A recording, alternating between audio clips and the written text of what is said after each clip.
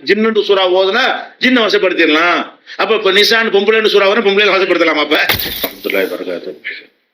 இந்த தர்கா தனிநபர் வழிபாடு, தர்கா வழிபாட்டை எல்லாம் நியாயப்படுத்தக்கூடியவர்கள் அவுலியாக்களுக்கு இந்த சக்தி இருக்கிறது, மகான்களுக்கு இருக்கிறது என்று சொல்லி கடைசியாக தங்களுக்கும் சில ஆற்றலும் சக்தியும் இருப்பதாக சொந்தம் கொண்டாடக்கூடிய காட்சியை நம்ம பார்க்கிறோம். அதற்கும் சில வாதங்களை வைத்திருக்கிறார்கள். அது என்ன வாதம் என்று சொன்னால், அல்லாஹ் ரப்புல் ஆலமீன் மனித குலத்தை போலவே இன்னொரு அறிவுள்ள ஒரு படைப்பை அல்லாஹ் படைத்திருக்கிறான். அது ஜின் என்ற ஒரு படைப்பு என்று நம்ம எல்லாம் அறிந்து வைத்திருக்கிறோம். வமா ஹலக்துல் ஜின்ன வல் இன்ஸ இல்லா லியஅபுதூன், மனிதனையும் ஜின்னையும் என்னை வணங்க வேண்டும் என்பதற்காகவே நான் படைத்திருக்கிறேன் என்று அல்லாஹ்வும் சொல்கிறான். இவர்கள் தங்களுக்கு ஒரு தனி ஆற்றல் இருப்பதாக, அதாவது நபிமார்களுக்கு இருக்கிறது என்று சொல்லி, அப்புறம் இறந்து போனவர்களுக்கு ஆற்றல் இருப்பதாக சொல்லி, கடைசியில் எங்களுக்கும் அந்த மாதிரி ஆற்றல் இருக்குது என்று இப்போது ஏமாற்றக்கூடியவர்கள் நிறைய பேர் இருக்கிறார்கள். அவங்க என்ன எடுத்து வைப்பாங்கன்னா, இந்த ஜின்னுங்கிறத எடுத்துக்கொள்வார்கள். எங்களுக்கு ஒரு ஆற்றலும் இல்லை, மனிதனுடைய ஆற்றல் ஒரு எல்லைக்கு உட்பட்டதுதான். ஆனா ஜின்னுங்கிற ஒரு படைப்புக்கு அதிகமான ஆற்றல் இருக்கிறது. அந்த ஜின்னை நாங்க கைவசத்துல வச்சிருப்போம், அதுக்குன்னு சில வேலைகள்லாம் செஞ்சு அந்த ஜின்னை கைக்குள்ள போட்டு வச்சுக்கிறதுனால நாங்க பெரிய பெரிய காரியங்கள் எல்லாம் செய்வோம் என்று சொல்லி ஏமாற்றக்கூடிய காட்சியை பார்க்கிறோம். நாளைக்கு ஒரு பொருள் காணா போச்சுன்னு சொன்னா அதை எங்க கண்ணை கொண்டு பார்க்க இயலாது. ஜின்னை விட்டா பார்த்துட்டு சொல்லிருமா, ஜின்னு என்ன செஞ்சிடறேன், நாங்க எங்களுடைய கைப்பிடியில ஒரு ஜின்னு வச்சிருக்கிறோம், ஒருத்தர் 2 ஜின்னு 3 ஜின்லாம் வச்சுக்கிறேன்னு சொல்றோம். இந்த ஜின்களை நாங்கள் வசப்படுத்தி வைத்திருக்கிறோம். இந்த ஜின்களை வச்சு என்ன செய்வாங்களாம், காணா போனதை கண்டுபிடிப்பாங்களாம், இன்னும் பெரிய பெரிய சாதனைகள்லாம் நாங்க செய்வோம், எங்களுக்கே சக்தி இருக்குன்னு நாங்க சொல்லல என்று இப்ப வாழக்கூடியவர்கள்ல சில பேர் என்ன செய்யறாங்கன்னா, அந்த ஜின்னு வாசிலாத்து, ஜின்னை வசப்படுத்துதல் என்கிற ஒரு அடிப்படையில மக்களை ஏமாத்தி கொண்டிருக்கிறார்கள். இது குர்ஆன் ஹதீஸ் ஆராய்ச்சி பண்ணி இவங்க சொல்வது தவறுங்கிறது ரெண்டாவது இருக்கட்டும். குர்ஆன் ஹதீஸ் ஆராய்ச்சி இல்லாம கொஞ்சம் அறிவை கொண்டு நம்ம சிந்திச்சு பார்த்தால் கூட இவங்க சொல்றது பொய் என்று தெரிந்துவிடும். ஏன், ஜின்களுடைய ஆற்றல் ரொம்ப அபரிமிதமான ஆற்றல் என்று குர்ஆனே சொல்கிறது. ஜின்னுக்கு உரிய சக்தி ரொம்ப கடுமையான சக்தி, மனிதனை போன்றது கிடையாது. இப்ப எந்த அளவுக்குண்டா இப்ப விண்வெளிக்கு போறாங்கன்னு வைங்க, இங்க இருந்து மனிதன் விண்வெளிக்கு போறதுக்காக வேண்டிய முயற்சிகளை இந்த நூற்றாண்டுல தான் அவன் துவக்கி இருக்கிறான். 150 வருஷமாகத்தான் அதற்கான ஒரு முயற்சிகள்ல மனுஷன் ஈடுபட்டு அதிகபட்சமா சந்திரனுக்கு போயிருக்கிறான். அது கூட பூமியை சேர்ந்ததுதான். விஞ்ஞான பாஷையில சொல்வதாக இருந்தால் அது பூமியுடைய துணைக்கோள் தான், அது வேற பூமியை சேர்ந்தது சந்திரன் என்பது. இதை தாண்டி வேற வேற கோள்களுக்கெல்லாம் மனுஷன் போகவே இல்லை. செவ்வாய்க்கு ஆள் இல்லாத விண்கலத்தை அனுப்பி இருக்கிறான். இவ்வளவுதான் மனுஷனுக்கு முடிஞ்சிருக்கிறது. இதையெல்லாம் கடந்து பல பல பல கோடி மைல்களுக்கு அப்பால இருக்குது வானம். அதுக்கு இன்னும் மனுஷன் போகவே இல்லை. இன்னும் செவ்வாய்க்கே மனிதன் என்ன செய்யல, போகல. இதுக்கு இத்தனை ஆண்டு ஆராய்ச்சிகளும் இத்தனை கருவிகளும் இத்தனை சாதனங்களும் பல்லாயிரக்கணக்கான கோடி ரூபாய்கள் பணச்செலவோட தான் இது நடக்கிறது. இந்த ஜின்னுங்கிற படைப்பு இருக்கு பார்த்தீங்களா, அது நெருப்பால் படைக்கப்பட்ட படைப்பா இருக்கிறதுனாலையும் கண்களுக்கு புலப்படக்கூடிய இந்த பாடி, இந்த உடம்புங்கிறது இல்லாத காரணத்தினால இப்ப நமக்குலாம் ஒரு பாடி டிக்கெட்ல போக வேண்டியது எங்க வேண்டாலும் அதனால நமக்கு கஷ்டமா இருக்கிறது, சும்மா போக முடியல. நமக்கு ஒரு கருவி, ஒரு சாதனம், ஒரு ராக்கெட், ஒரு விமானம் இருந்தா தான் நம்மளை தூக்கிட்டு மேல கிளம்ப முடியும், இல்லாட்டி பூமி இழுத்து போடும். புவி ஈர்ப்பு சக்திக்கு உள்ள நம்ம வந்துடுறோம். ஜின்கள் புவி ஈர்ப்பு சக்தி என்னத்துப்படி இழுக்கிறது, கண்ணுக்கு தெரியாத ஒரு பொருளா இருக்கும் போது அவங்கள போட்டு இழுக்க முடியாது. அதனால புவி ஈர்ப்பு சக்திகள் அப்பாற்பட்டதா இருக்கிறதுனால ஜின்கள் எப்படி இருக்கிறாங்கன்னு கேட்டா விண்ணுலகத்துக்கு போயிடுவாங்க. இங்க இருப்பாங்களாம், டக்குன்னு அங்க போயிடுவாங்க. ஒரு செகண்ட்ல என்ன செய்வாங்க, விண்ணுலகத்துல போய் வானத்துல ஒட்டி நின்று கொண்டு மலக்குகள் பேசிக்கொள்வதை எல்லாம் ஜின்கள் ஒட்டு கேட்பார்கள். மலக்குகள் பேசிக்கொள்வதை எல்லாம் ஜின்னு ஒட்டு கேட்கிறாங்கன்னு குர்ஆன் சொல்கிறது. குர்ஆன்ல எப்படி இருக்குன்னு கேட்டா, அல்லாஹ் திருமறை குர்ஆன்ல சொல்லி காட்டுறான். சூரத்துல் ஜின், அந்த சூராவுடைய நம்பர் 72வது சூரா, 72வது அத்தியாயம். அதுல 8வது 9வது வசனத்துல அல்லாஹ் சொல்லி காட்டுகிறான், ஜின்கள் பேசியதை சொல்லி காட்டுகிறான். ஜின்கள் என்ன பேசினது, அண்ணா லமசன சமா ஃபவஜத்னாஹா முலியத் ஹரசன் சதீதன் வஸோபா.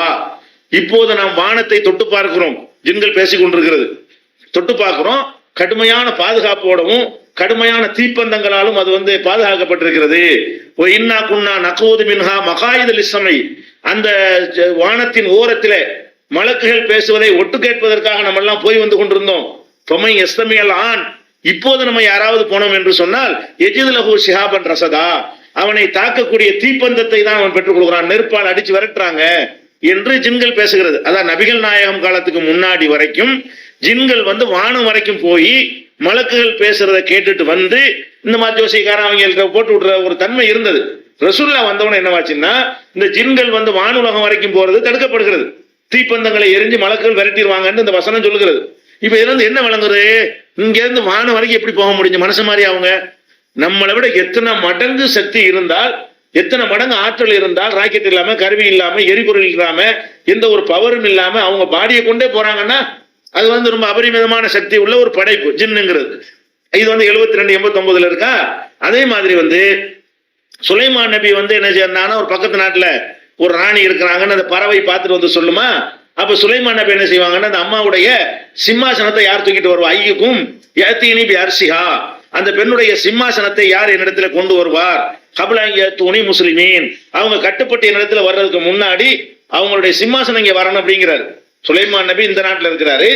அவங்க சபாங்கிற நாட்டுல ஒரு ராணி இருக்கிறாங்க. அவங்களுக்கு ரொம்ப அற்புதமான விலை உயர்ந்த ஒரு சிம்மாசனத்துல இருந்து ஆட்சி பண்ணி கொண்டிருக்கிறார்கள். உன் சிம்மாசனத்துக்கு ஒன்னாந்து காட்டுறேன் அப்படின்னு சொல்லிட்டு சுலைமான் நபி என்ன செய்யறாங்க, எல்லாத்தையும் கூட்டி சபையை கூட்டி ஒரு உத்தரவு போடுறாங்க.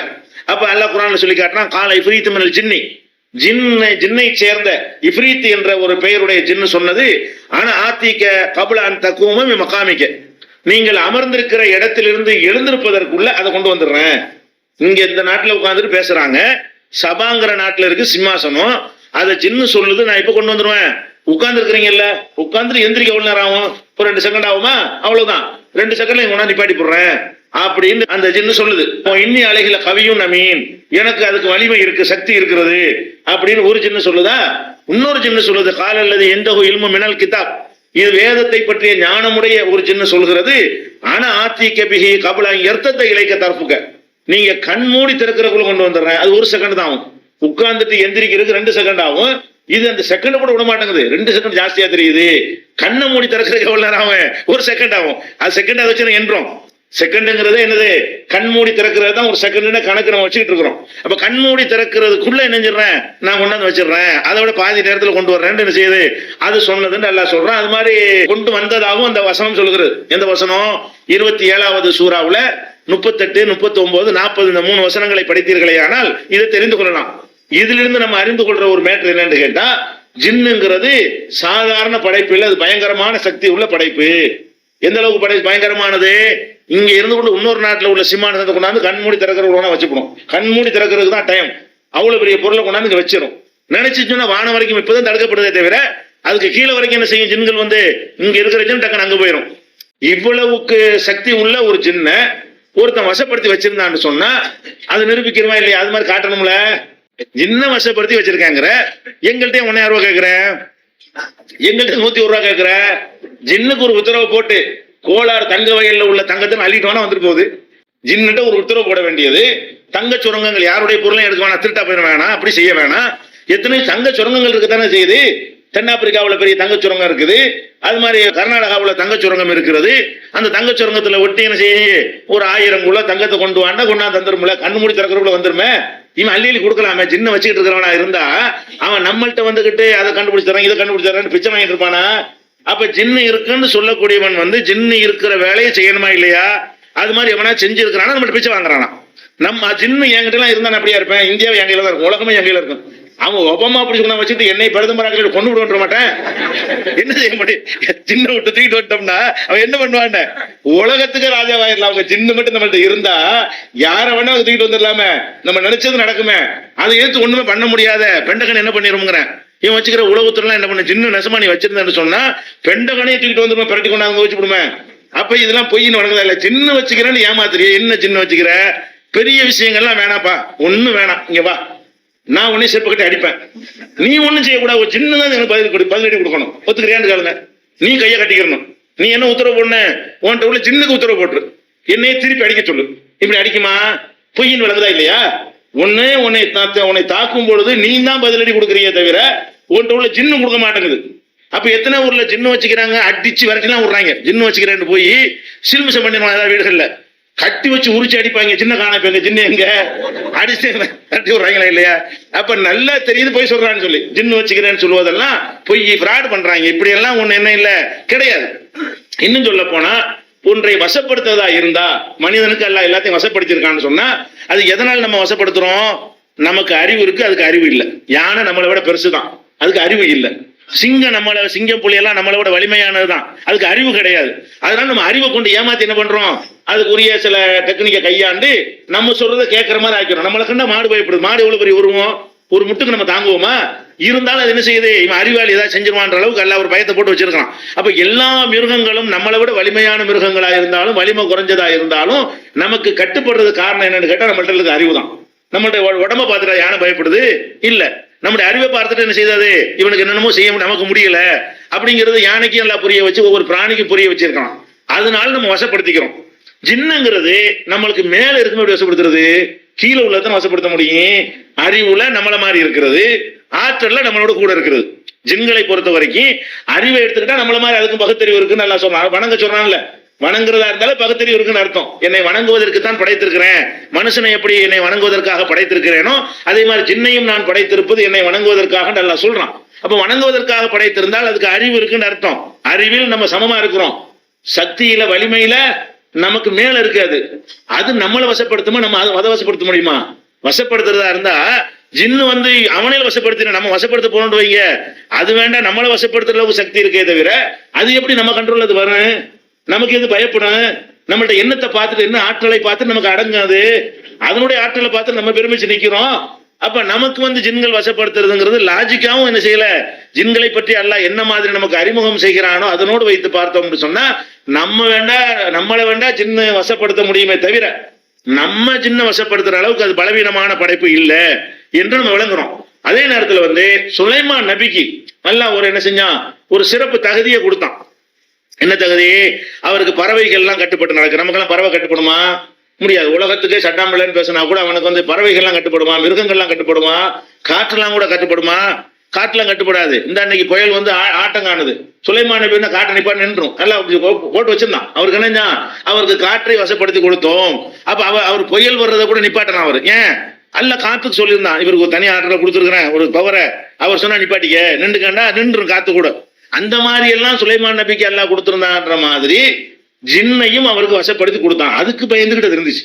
அல்லாஹ் அவருக்கு மாத்திரம் அந்த மாதிரி ஒரு பவரை கொடுத்து ஜின்கள் அவருக்கு கட்டுப்பட்டதாக இருந்தது என்பதை நம்ம பார்க்கிறோம். அந்த கட்டணம்லாம் கட்டணுச்சுல, அவருக்காக வேண்டி பெரிய பெரிய சிலைகள், கொப்பரைகள், அது மாதிரி எல்லாம் செஞ்சு கொடுத்தன. பைத்துல் முகத்தஸ் கூட கட்டிக்கிட்டு இருக்கும் போது தானே அவர் மூத்தா போறார் சுலைமான் நபி. அதெல்லாம் முன்னாடி நம்ம சொல்லி இருக்கிறோம் இந்த தொடர்லயே. அப்ப அந்த அடிப்படையில சுலைமான் நபி அவர்களுக்கு அல்லாஹ் என்ன ஜின்னை வசப்படுத்தி கொடுத்தான். அப்ப கொடுத்த பிறகுதான் அவர் என்ன செய்யறார், சுலைமான் நபி அல்லாஹ்ட்ட ஒரு துவா செய்யறாங்க. இந்த துவா 38வது சூறாவுல 35வது வசனத்தில் இடம்பெற்றிருக்கிறது. அது என்ன துவா? கால சுலைமான் நபி சொன்னார்கள், ரப்பி குஃபிர்லி, இறைவா என்னை மன்னித்து விடு, வஹப்லி முல்கன் லா யம்பகி லி அஹதின் பஅதி, எனக்கு பிறகு யாருக்கும் கொடுக்காத ஒரு ஆட்சி எனக்கு கொடுத்து விடு. எனக்கு நீ கொடுத்த மாதிரியான ஒரு ஆட்சியை வேற யாருக்கும் நீ கொடுத்துறாத. மற்றவங்க எல்லாம் மனிதர்கள் ஆளுவாங்க, வேற வேற அவங்களுக்கு கீழே உள்ள பொருள்களை ஆட்சி பண்ணுவாங்களே தவிர அவங்களுடைய கண்ட்ரோல்ல வராத காற்று, பறவைகள், மனிதனத்துக்கு அப்பாற்பட்ட ஜின்கள், சைத்தான்களை எல்லாம் ஆளக்கூடிய ஒரு ஆட்சி யாருக்கும் எல்லாம் கொடுக்கல. அதால் சுலைமான் நபி கேட்கறாங்க, யாரெல்லாம் எனக்கு கொடுத்த, இதோடு நிறுத்திக்க, யாருக்கும் கொடுக்காத அப்படின்னு சொல்லி அவங்க கேட்டாங்க என்று நம்ம குர்ஆன்ல பாக்குறோம். இதுல எதுவும் அடங்கும், ஜின்களை வசப்படுத்துறதும் அடங்கும். எதுல அடங்கு? எனக்கு கொடுத்த ஒரு ஆட்சியை யாருக்கும் கொடுக்காது என்று சுலைமான் நபி துவா செஞ்சாங்களே, இது அல்லாஹ் ஏத்துக்கிட்டானான்னு முதல் உறுதி பண்ணணும். ரெண்டாவது, இது ஜின்களை வசப்படுத்துறதா கட்டுப்படுத்துமா அல்ல பொதுவா பரந்த ஆட்சியை குறிக்குமா என்பதை ரெண்டாவது விளங்க வேண்டும். அது ரெண்டுக்குமே ஒரு ஹதீஸ் விளக்கம் தந்து விடுகிறது. அது என்ன ஹதீஸ்னா, புகாரில 1210, 461, 3423, 4808 இந்த ஹதீஸ்கள், இந்த நம்பர்ல உள்ள ஹதீஸ்ல ஒரு செய்தி சொல்லப்படுது. என்ன செய்தி என்றால், ரசூல் ஸல்லல்லாஹு அலைஹி வஸல்லம் அவர்கள் ஒரு தொழுகையை தொழுது கொண்டிருக்கிறார்கள். அப்போ ஒரு ஜின்னு என்ன பண்ணுதுன்னா, இடைஞ்சல் பண்ணுது. நமக்கு தெரியாது, ஜின்ன பார்க்க நபிகள் இதுக்கு பார்க்க முடிகிறது. ஜின்னு முன்னாடி இடைஞ்சல் பண்ணுது, சஹாபாக்களுக்கு பார்க்க முடியல. அது டிஸ்டர்ப் பண்ணிக்கிட்டு கிண்டல் பண்ணி ஏதாவது செய்யும் போல ஏதாவது செஞ்சுட்டு இருக்கிற ரசூலுல்லாஹ் தொழுதுட்டு இருக்கும்போது அது எதிர்த்தாப்புல நின்று என்ன செய்ய, ஜின்னு இடைஞ்சல் பண்ணுகிறது. இறை தூதர்கள் ஜின்னு செய்தானே என்ன செய்வாங்க, பார்ப்பாங்க. அப்ப என்னுடைய தொழுகையை முறிக்கிற அளவுக்கு அது சேட்டை பண்ணுச்சு. ரசூலுல்லாஹ் சொல்றாங்க, அந்த ஜின்ன என்ன செஞ்ச, தொழுதுட்டு இருக்கும்போது எட்டி பிடித்து இந்த தூண்ல கட்டி உங்க எல்லாருக்கும் காட்டணும்னு நான் நினைச்ச உடனே என் சகோதரர் சுலைமான் நபி செய்த ஒரு துவா யாவத்துக்கு வந்தது. என்ன துவா? இந்த துவா, இறைவா யாருக்கும் கொடுக்காத, எனக்கு கொடுத்த ஒரு ஆட்சி யாருக்கும் கொடுக்காதுன்னு கேட்டிருக்காரு. இதைத்தான் சொன்னாருங்கிறாங்க ரசூல் ஸல்லல்லாஹு அலைஹி வஸல்லம். இந்த ஜின்ன பிடிச்சு காட்டலான்னு பார்த்தேன், இது அவருக்கு உள்ளது, இது அவர் கேட்டு விட்டாரு, இதுல நம்ம வந்து சொந்தம் கொண்டாட முடியாது, அல்லாஹ் வந்து இந்த பவர் நமக்கு தரமாட்டானு நினைச்சிட்டேன். சுலைமான் நபியுடைய இந்த ஆயத்தை வாட்சி காட்டியே சொல்றாங்க, ரப்பி ஹப்லி முல்கன்லா எம்பகிலி அகதிம்பாதின்ற அந்த மிம்பாதி இந்த வசனத்தை வாசிச்சு காட்டி, எனக்கு தந்த மாதிரி எனக்கு பின்னாடி யாருக்கும் கொடுக்காதுன்னு என் சகோதரர் சுலைமான் செய்த பிரார்த்தனை எனக்கு நினைவுக்கு வந்த உடனே ஜின்னை விரட்டி விட்டுவிட்டேன் என்று ரசூல் ஸல்லல்லாஹு அலைஹி வஸல்லம் சொன்னதாக 1210, 461, 3423, 4808 இந்த ஹதீஸ்ல இருக்கிறது. இதுல என்ன விளங்குறோம்? ஜின்களை வசப்படுத்தி கொடுத்தல் என்பது சுலைமான் நபிக்கு மட்டும் உரியது, ரசூலுல்லாஹ்வுக்கு கூட கிடையாது. வேற யாருக்கும் அல்ல ஜின்களை வசப்படுத்தக்கூடிய தன்மையை, அதிகாரத்தை கொடுக்கல. அவ்வளவு தெளிவாக இந்த ஹதீஸின் மூலமாக நம்ம அறிந்த பிறகு இவன் சொல்றான் என்கிட்ட ஜின்னு இருக்குங்கிறான், நான் ஜின்னை வசப்படுத்தி வச்சிருக்கேங்கிறான். அதுக்கு சில டெக்னிக்கலாம், அதுக்கெல்லாம் 40 நாளைக்கு தவம் இருக்கணுமா, சூரத்துல் ஜின்னுங்கிற அந்த சூறாவை 40 நாளைக்கு தொடர்ச்சியா ஓதிட்டு வரணுமா, அப்படி திடீர்னு ஜின்னு வரும், இப்படிலாம் என்ன செய்யறாங்க, டயலாக் விட்டு ஏமாத்தி இல்லாத ஒண்ணுக்கு இப்படிலாம் சரத்துலாம் சொல்றாங்க. ஜின்னு சூறா ஓதுனா ஜின்னை வசப்படுத்திடலாம். அப்ப இப்ப நிசான் பொம்பளைன்னு சூறா வரும், பொம்பளை வசப்படுத்தலாமா? அப்ப என்னங்கிற அதே மாதிரி யானைன்னு ஒரு சூறா ஓதுனா யானை வசப்படுத்த முடியும், ஃபீல்டு ஒரு சூறா இருக்கிறது, அதை வசப்படுத்த முடியுமா? எறும்புன்னு ஒரு சூறா இருக்குது, நம்மளுன்னு சொல்லி 27வது சூறா, அதுக்கான அந்த சூறா ஓதுனா எறும்பு வசப்படுமா? அதுக்கு ஒரு பேரு, அடையாளத்துக்கு ஒரு சூறாவுக்கு ஒரு பேரை வைக்கிறானே தவிர ஜின்னை வசப்படுத்துறதுக்காக வேண்டி உள்ளது அந்த சூறா இல்ல. ஜின்னுடைய ஆற்றலை சொல்லி தருவதற்கு உரியது அந்த சூறா. இவங்க இப்படிலாம் ஒரு வியாக்கியானம் கொடுத்து ஏமாத்துக்கிறார்கள். அதனால இந்த மாதிரி சொல்லி ஏமாத்தக்கூடியவர்கள்ட்ட மாட்டிக்கொள்ளக்கூடாது, புரிந்து கொள்ள வேண்டும். இந்த தர்கா பெரியார்களுடைய சிறுக்கு அல்லாம இந்த உசுரோட இருக்கிறவனை வச்சுக்கிட்டு இப்ப சிறுக்கு பண்றோம், அவனை கடவுள் மாதிரி ஆக்கி அவனுக்கு பயப்படுறான், அதை கண்டுபிடிச்சிருவான், இதை கண்டுபிடிச்சிருவான், பயங்கரமான ஆற்றல் அவனுக்கு இருக்குது, அவனுக்கு சொந்தமா இல்லாட்டாலும் ஜின்னை ஏவி விட்டு நினைஞ்சிருவான், நம்மளை ஏதாவது பண்ணிவிடுவான்னு நினைக்கிறோம். ஒண்ணு ஏவிலாம் விட முடியாது, ஒரு மிதிச்சா தெரிஞ்சு போயிரு, ஜின்னு மில்ல ஒண்ணும் இல்லைன்னு நினைக்கிறேன், தெரிஞ்சு போயிரு, நினைக்க கொள்ள வேண்டும்.